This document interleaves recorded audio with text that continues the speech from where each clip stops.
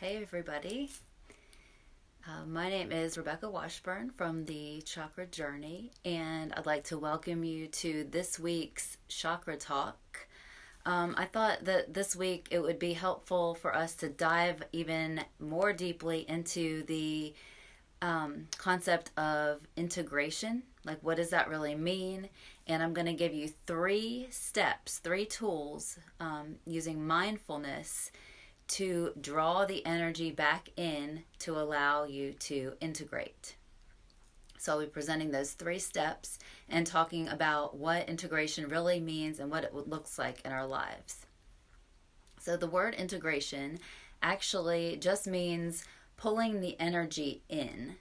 And because a lot of times we spend our lives with our energy scattered, there's so many distractions happening all the time. We have our phones to distract us. We have everyday interactions, what our thoughts especially can distract us. So integrating is pulling all that energy in and drawing it down so that we can be channels of our own energy, because we're most potent and powerful when we are integrated.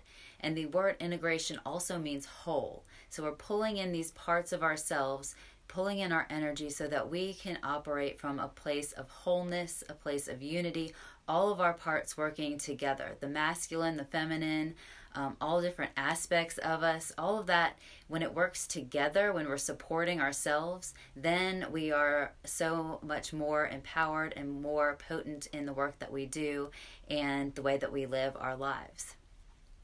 So, the first three steps, the only three steps that I'm going to be presenting today, are super powerful, and they may seem like too easy, but these are really simple steps, but they're not easy steps because they go against the natural conditioning that we have in our society. So the first step is using a mindfulness technique, and mindfulness just means paying attention to something in a purposeful, particular way without judgment. So mindfulness means bringing ourselves into the present moment and paying attention. So the first step in the mindfulness process is stopping. So this is sounds like a very easy step, and it's one of my favorite steps, but it's also one of the hardest, because that means we have to put down the things that are distracting us.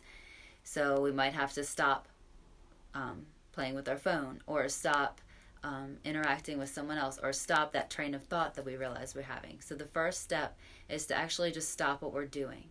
And so if you imagine yourself like a ball of energy, like the sun, with energy rays going outwards in our lives, stopping is actually like pulling the energy back in. So when we stop what we're doing, we pull that energy back in automatically. So we're trying to get more energy in the core. So stopping is the first step. The step number 2 is feeling the breath. So the breath connects the body and the mind, and it integrates the body and the mind and the spirit and the heart. All of that are integrated through the breath. So when we pay attention to our breathing, we're pulling that energy back in even further. We're feeling the different parts of ourselves by connecting with the feeling of the breath as it moves in and the feeling of the breath as it moves out. So that in and of itself pulls even more energy in. So we've stopped what we were doing and started to feel the breath. Now the third step in the mindfulness process is becoming an observer of our thoughts, an observer of the present moment, an observer of our behavior. So this observer is not going to be a judging observer that scorns us or shames us of what we're doing wrong. This observer is just mindfully watching the patterns that unfold in our lives and seeing where maybe we could reclaim some of our energy. So maybe the observer sees that we are in the masculine energy, the doing energy, 90% of the time. And so we can bring that awareness and maybe call in some of the feminine, the yin aspect of our energy, which is being. So by observing ourselves in a non-judgmental way, we allow ourselves to change, allow ourselves to see where we might be holding ourselves back, where we might be losing energy. So that is the third step, is becoming an observer. And doing this will naturally cause us to integrate, will naturally cause us to balance back out, because life is always trying to guide us to a sense of wholeness.